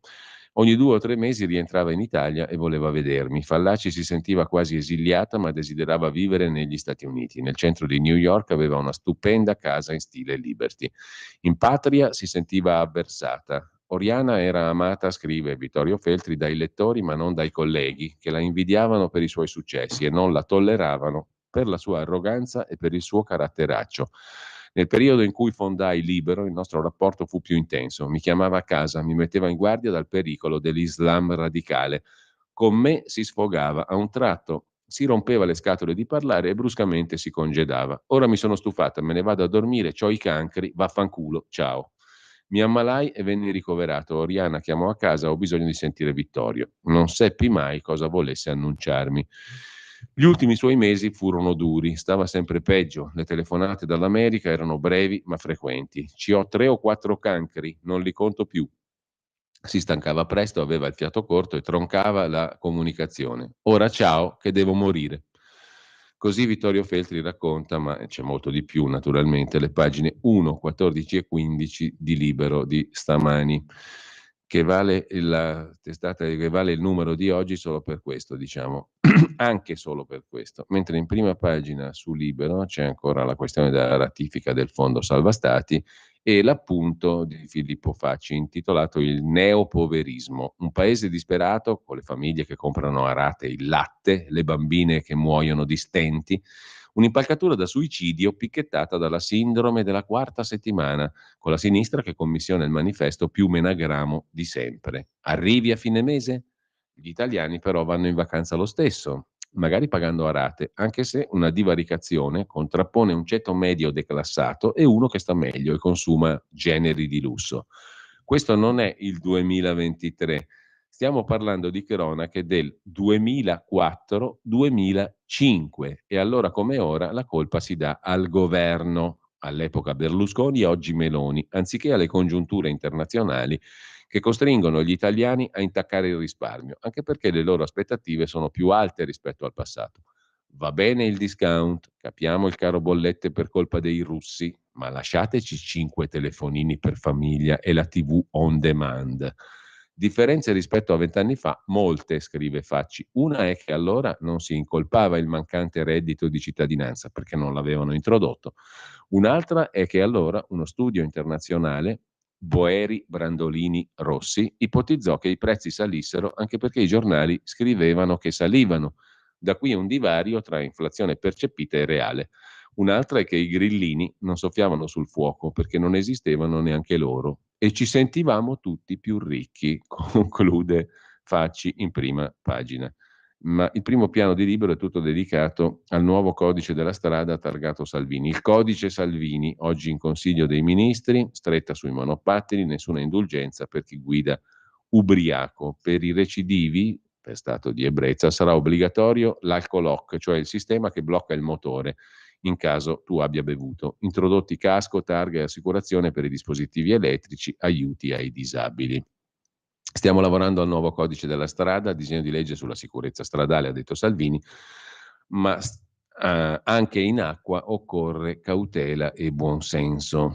Mentre sempre da Libero ci sono altre 2 pagine dedicate al crollo dei miti democratici, da Vigo giustiziato, famiglia arcobaleno, i compagni a caccia di magistrati fascisti. A Padova e Brescia i tribunali hanno applicato la legge e hanno osato dare torto ai dogmi progressisti, scrive Renato Farina, l'agente Betulla. I gay hanno sempre ragione, un magistrato non si può dichiarare colpevole, così a sinistra si sentono traditi e attaccano le sentenze della magistratura. Un pezzo sulla Corte Costituzionale, le trame della sinistra per tenersi la Corte Costituzionale, i 15 giudici della Corte sono quasi tutti di area progressista e la Presidente, Silvana Sciarra, si è già mossa per difendere lo status quo. Mentre sempre da Libero c'è una doppia paginata anche qui dedicata però alla questione di Giorgia Meloni che conquista Parigi con le sue riforme, il PD della Schlein che è già all'ultima spiaggia, l'illusione socialista di Elly Schlein, pianificare la felicità, e poi ancora da Libero l'ultimo libro del politologo Armaroli, del politologo Piero, chiedo scusa, il libro adesso lo segno, I senatori visti, è Paolo Armaroli, politologo e anche senatore a suo tempo per Alleanza Nazionale, il libro è edito dall'editrice La Vela, sono 450 folte pagine, i senatori a vita, visti da vicino, da Andreotti a Segre, da Fanfani a Spadolini. Quando i senatori a vita decidono i governi, da Trilussa a Segre, da Canonica a Rubbia, un saggio racconta luci e ombre dei senatori a vita dal 48 a oggi. Molto spesso sono diventati essenziali per votare la fiducia al governo. Una curiosità interessante potrebbe essere questo libro del costituzionalista Paolo Armaroli sui senatori a vita visti da vicino. Lasciamo con questo la prima pagina di Libero, il primo piano di Libero. Andiamo a vedere però anche il dorso milanese lombardo. Per gli studenti che mettono le tende a Milano, anziché le case, arriva la droga. Questa è simpatica. In piazza Leonardo, davanti al Politecnico, dove adesso non se ne parla quasi più, ma era venuta fuori la storia delle tende per protestare contro gli affitti troppo cari a Milano, arrivano, anziché le case, la droga. In piazza Leonardo da Vinci non ci vivono solo i tendaroli aizzati dalla sinistra contro il governo sul caro affitti, ma anche uno spacciatore che ha deciso di mimetizzarsi in tenda anche lui per infiltrarsi nella piazza. Italiano sui 40 anni, braccia e guance tatuate, è arrivato da qualche settimana, è già stato segnalato ai vigili e alla polizia di Stato, ma nessuno è intervenuto, dice Bruno Danovaro, il supercampione di lotta residente nel quartiere. 2 ragazze nei giorni scorsi sono svenute dopo aver assunto sostanze, perché è difficile tirare la giornata in tenda, Ti fai una bella canna e così la giornata passa più velocemente. Mentre lasciamo Libero, andiamo a vedere il Quotidiano di Sicilia, Il Quotidiano di Sicilia apre con la riforma Nordio e il tormentone della giustizia. L'Unione delle Camere Penali Italiane sottolinea l'impatto modesto che secondo gli avvocati penalisti avrà la riforma Nordio, ma per Forza Italia è soltanto l'inizio. Carlo Alberto Tregua, il direttore, si occupa della pubblica amministrazione, bisogna aprire ai talenti e mandar via i raccomandati, mentre a pagina 3 liquidazioni infinite, bilanci in rosso, l'eterna storia delle società partecipate dalla Regione Sicilia. Il governo, dopo il taglio di 10 aziende autonome di soggiorno e turismo, promette di sbarazzarsi dei vari rami secchi. 6 società, 47 enti in liquidazione in Sicilia, tra cui le 10 aziende liquidate nei giorni scorsi. No comment. Pagina 4, il fisco, la definizione agevolata per le entrate locali. La legge 56-2023, ogni giorno al Quotidiano di Sicilia una pagina dedicata al fisco, e poi la sanità. Gli italiani spendono 40 miliardi di tasca propria, oltre alla spesa sanitaria complessiva e quella che si paga con i contributi vari, per curarsi. Viaggi della speranza per 1,5 milioni di cittadini. Per la Lombardia un saldo positivo top con 809 milioni, perché chi si cura da altre regioni viene in Lombardia. 99 volte su 100. A tanto ammonta però 40 miliardi di tasca propria spesi in più rispetto ai contributi sanitari, a tanto ammonta ogni anno il costo di prestazioni e farmaci, in tutto o in parte non coperti dal Servizio Sanitario Nazionale, scrive il Quotidiano di Sicilia, che poi ci presenta l'inchiesta appunto sulla riforma Nordio. Parla anche il presidente dell'Unione Camere Penali Italiane, l'avvocato Giandomenico Cagliazza, intervistato a pagina 7 del Quotidiano di Sicilia. La riforma è un segnale positivo, ma il suo impatto sarà molto modesto. Sta di fatto che l'inappellabilità, per esempio, dice Cagliazza, è una norma limitata ai soli reati cosiddetti a citazione diretta, quelli meno gravi, rispetto ai quali l'impugnazione dei pubblici ministeri è una rarità. E tante altre osservazioni interessanti le trovate a pagina 7 del Quotidiano di Sicilia. Mentre Italia Oggi apre con il codice Salvini, il codice della strada, a giro di vite, nel mirino la guida in stato di ebbrezza, sospensione breve della patente per chi ha meno di 20 punti e monopattini con contrassegno e copertura assicurativa. Alcol lock, divieto assoluto per 2 anni di assumere bevande alcoliche prima di mettersi alla guida per chi viene condannato per guida in stato di ebbrezza. Sospensione immediata e breve della patente per chi, se ha meno di 20 punti, commette alcune violazioni. Contrassegno identificativo e copertura assicurativa per i monopattini. Sono alcune modifiche al codice della strada. Diritto e rovescio, il corsivo di prima pagina di Italia Oggi, si occupa stamani di Berlusconi. C'è un singolare aneddoto che spiega alla radice la ragione dello straordinario successo di Silvio Berlusconi nella televisione italiana, e la spiegazione la diede uno straordinario analista della comunicazione, Umberto Eco, partendo dalla constatazione che se un articolo di fondo di un grande giornale, che allora vendevano più di 500.000 di copie, viene letto per intero da 10.000 lettori, si stappa lo champagne. Se invece una trasmissione TV non raggiunge i 100.000 spettatori, la si chiude all'istante. In TV vince chi riesce a interpretare le attese della massaia cinquantenne di Voghera. Lo scontro fra i nascenti Canale 5 e Rete 4, il primo era diretto da Berlusconi, il secondo dipendeva da Piero Ottone, vide il trionfo di Canale 5 che schierava Dynasty contro i cannoni di Navarone. Piero Ottone fu battuto perché cercava di capire cosa volesse la massaia di Voghera. Berlusconi invece vinceva perché lui era la massaia di Voghera. Per scegliere non doveva mettersi nei panni di nessun altro. Così lasciamo anche la prima pagina di Italia Oggi. L'idea di nazione, il titolo invece del quotidiano comunista Il Manifesto, che come tante altre fonti di sinistra butta tutto in caciara nazionalista, diciamo così. L'esame di maturità è una roba da fascistoni, l'idea di nazione. Con questi qui al governo l'esame di maturità è pieno di tracce fasciste. L'esame di maturità torna all'era pre-Covid, tra le prove di italiano fallaci, Chabod e Quasimodo, che San Giuliano e Calderoli traducono in federalismo, sovranismo e una certa idea di paese. La traccia sull'ex ministro Bianchi crea l'incidente diplomatico. Poi c'è la questione del decreto lavoro, la maggioranza va in tilt, Forza Italia assente in Commissione Bilancio al Senato, bocciati i pareri sugli emendamenti. Ma lasciamo anche il manifesto, diamo un'occhiata al Sole 24 Ore, l'apertura è su come cambia il lavoro, le misure del governo, appunto il decreto lavoro appena citato che arriva all'atto finale dell'approvazione, con l'inciampo parlamentare di cui si è detto. Per quanto riguarda invece i contenuti del decreto lavoro, il taglio del cuneo fiscale, dal taglio più robusto del cuneo contributivo fiscale per dare una spinta alle retribuzioni lorde entro i 35.000 euro attraverso la sforbiciata aggiuntiva da 4 punti.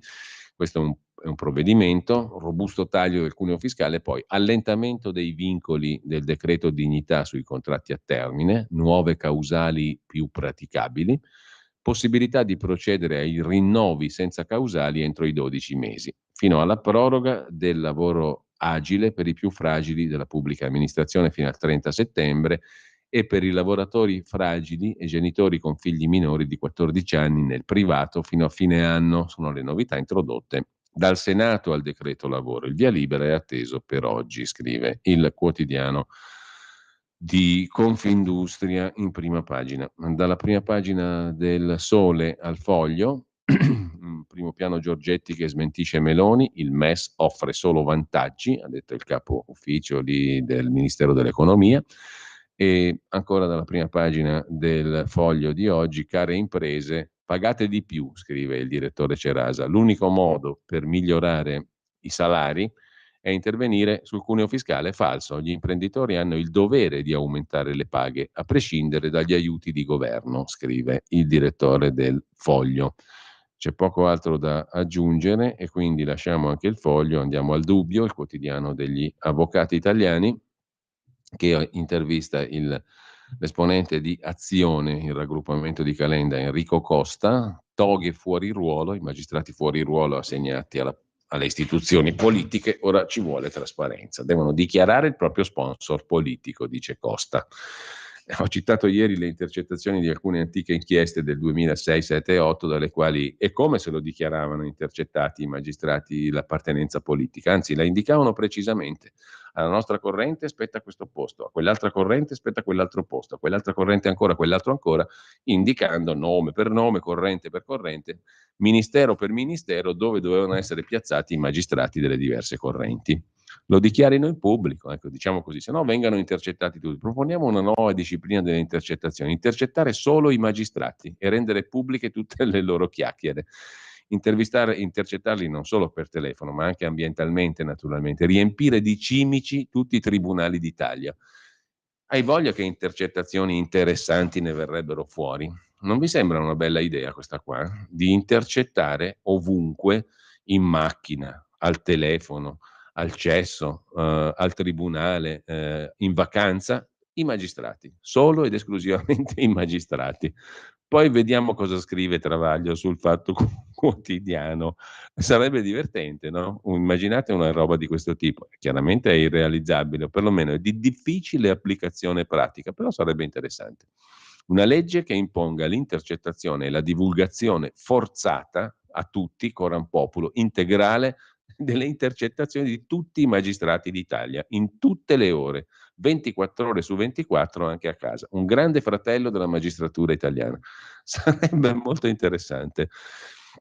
Se mi fanno ministro, questa è la mia proposta e non vado fuori dal Consiglio dei Ministri finché non la approvano. La profezia di Craxi, in prima pagina sul Dubbio, un giorno i magistrati si arresteranno tra di loro. Verrà il giorno in cui i magistrati si arresteranno fra loro. È la profezia di Bettino Craxi che vale la pena ricordare, scrive Paola Sacchi sul Dubbio, nei giorni della condanna di primo grado dell'ex PM Piercamillo Davigo, mentre la procura ha sequestrato i traghetti e le isole Eolie sono state tagliate fuori dal mondo. Questo è molto interessante, a pagina 9. È minorenne ma resta a San Vittore, pronto il ricorso alla Corte europea dei diritti dell'uomo, un'altra vicenda milanese che il Dubbio mette in prima pagina.